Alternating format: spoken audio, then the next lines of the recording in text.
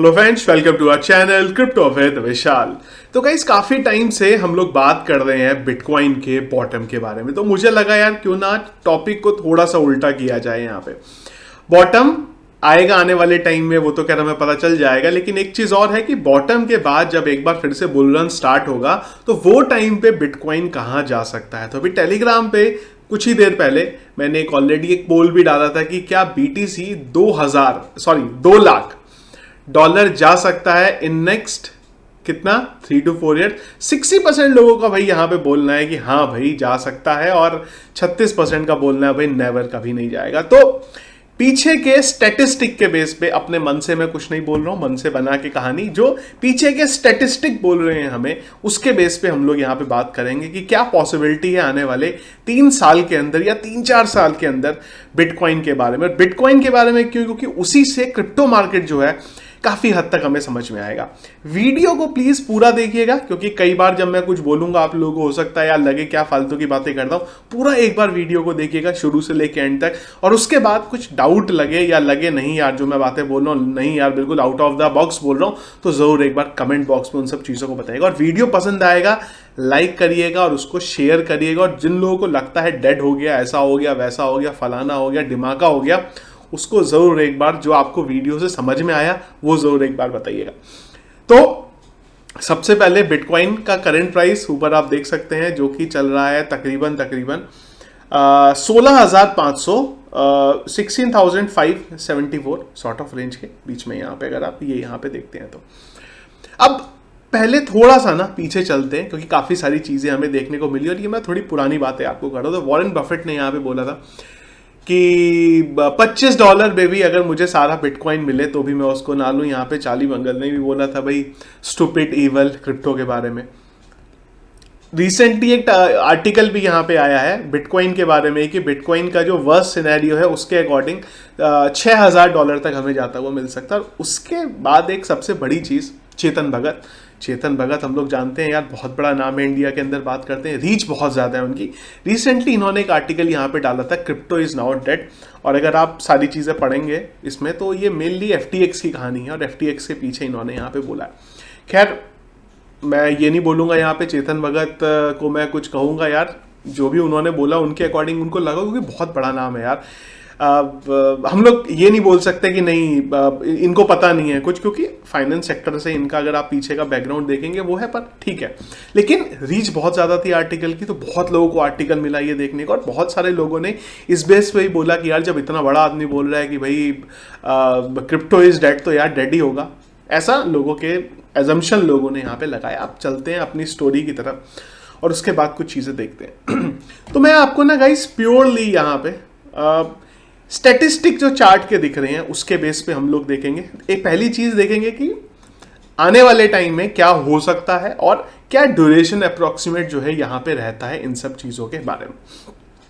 और आपको मैं बहुत पीछे से लेके चल रहा हूँ ये चीज, मैं 12, 13, 14 जो 2013-14 से बात कर रहा हूँ। वो टाइम पे तो खैर मैं भी क्रिप्टो में नहीं था, मैंने भी एंट्री मेरी ली है 2015 के अंदर।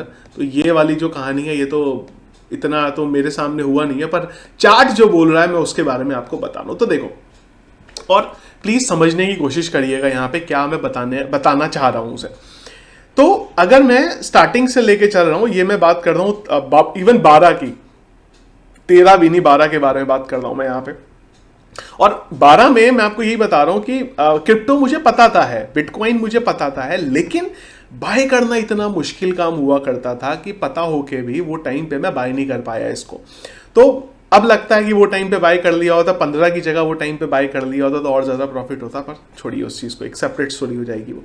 तो यहाँ पे अगर आप देखेंगे 2012 में, और जब वो टाइम पे इसने ऑल टाइम हाई लिया था वो अपना अप्रैल में लिया था, तो अगर आप देखेंगे ना ये वाला पंप, तो ये तकरीबन 1290% का पंप हुआ था जब ये इस लेवल से बिटकॉइन ने अपना ऑल टाइम हाई यहाँ पे लिया था। और ये लेवल क्या चल रहा था, $12 चल रहा था BTC का प्राइस, और यहाँ से BTC ने 254 के करीब यहाँ से पंप लिया था।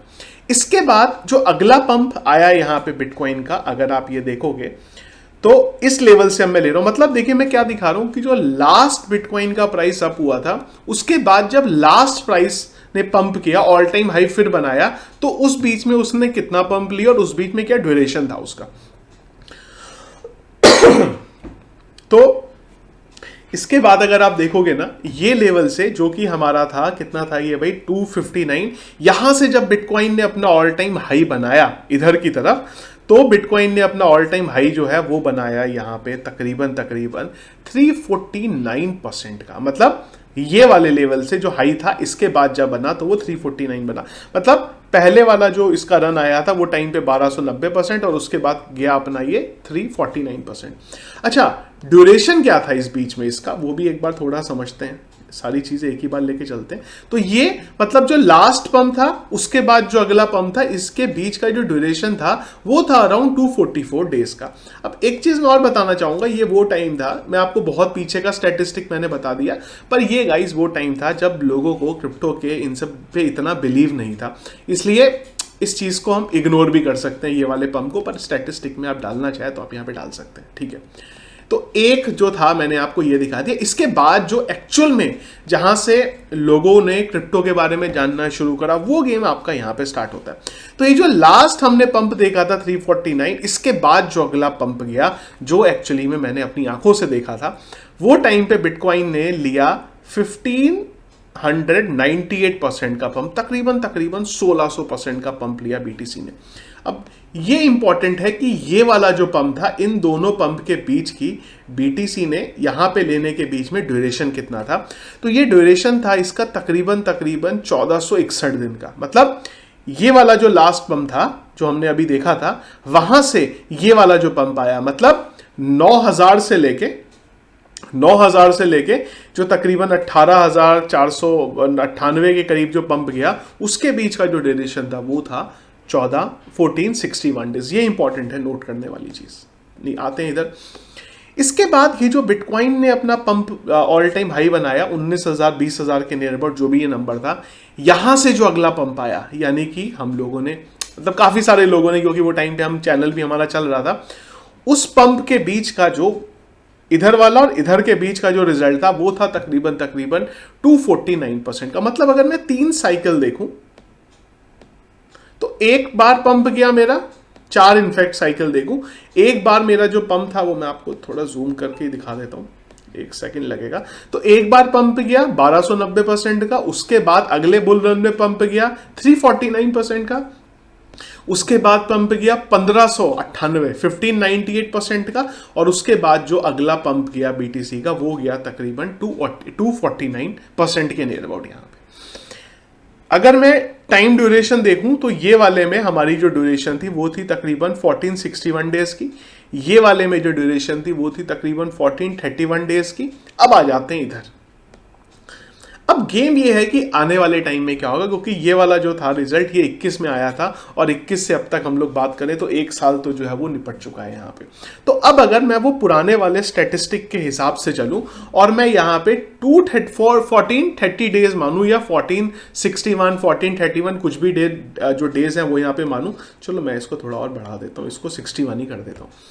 इस हिसाब से अगर हम लोग वो डेट देखें कि ये कब आएगी ऑल टाइम हाई वाली, अगर ये पुराने स्टैटिस्टिक से मैं चल रहा हूं, तो ये डेट आती है हमारी नवंबर 25 में, यानी कि 2025 में 1 नवंबर के नियर अबाउट ये डेट हमारी यहां पे आ रही है। मैं पर्सनली इतना ज्यादा मेरे लिए ये इंपॉर्टेंट नहीं है डेट क्या है, क्योंकि मैं तो यहां पे लॉन्ग रन पे आया हूं। ये डेट 24 हो, ये डेट 25 हो, ये डेट 26 हो, ये डेट 28 हो, कुछ भी डेट हो, इससे मेरे को पर्सनली फर्क नहीं पड़ता है। यहाँ पे डेट एग्जैक्टली क्या है, इंपॉर्टेंट मेरे पॉइंट ऑफ व्यू से क्या है, अगर मैं पीछे के स्टैटिस्टिक के बेस पे चलूं, कौन से स्टैटिस्टिक, एक बार कुछ 200-250%, अगली बार 1200%, उसके बाद 300%, उसके बाद 1500%, उसके बाद 249%। ये अगर मैं 2-3 स्टैटिस्टिक के बेस पे चलूं और मैं अगर ड्रॉ करना चाहूं जब इस बार पंप आएगा वो क्या होगा, तो अगर मैं यहां से इस जगह से इसे खींचूं और अगर मैं यहां पे भी देखूं, मतलब 168% भी देखता हूं मैं, तो 1,87,000 दिखता है। और अगर मैं ज्यादा नहीं, मात्र इसको 86 कर देते हैं इसे, 80 भाई इतना तो आ भी नहीं रहा है, 87% भी कर देते हैं चलो। जो ऑल टाइम हाई लास्ट गया था वहां से अगर मैं इसको 187% भी कर दूं, जो कि एक्चुअल में जो बुल रन पास्ट आए हैं उनसे कंपेयर करें तो वो आज तक की हिस्ट्री का सबसे लोएस्ट होगा। वो टाइम पे भी अगर मैं इसे कर दूं तो भी मेरे को ये $2 लाख के नियर अबाउट यहाँ पे देखने को मिलता है। पर चलो हम कम कर लेते हैं, क्योंकि कई लोग बोलेंगे क्या बेवकूफ़ों की बातें कर रहे हो, चलो मैं और कम कर देता हूँ। मैं मात्र इसको 100% भी अगर कर दूं तो भी हमें कहाँ देखने को मिलेगा, एक बार देखते हैं। अगर मैं इसको 100% भी खाली कर दूं यहाँ पे तो भी हमें ये 1,40,000 पे BTC आता हुआ दिखाई दे सकता है। क्या आ सकता है, कुछ चीज़ें और यहाँ पे क्लियर करना चाहूँगा कि जो ये पास्ट में पंप आए हैं वो टाइम पे ग्लोबल लेवल पे इतना एक्सेप्टेंस नहीं था। कई लोग बोलेंगे ग्लोबल लेवल पे इतना फट नहीं था, फट था। अगर आप पीछे की हिस्ट्री देखोगे ना तो ये जब जब मार्केट क्रैश हुए हैं वो टाइम पे फट हुए ही हुए हैं।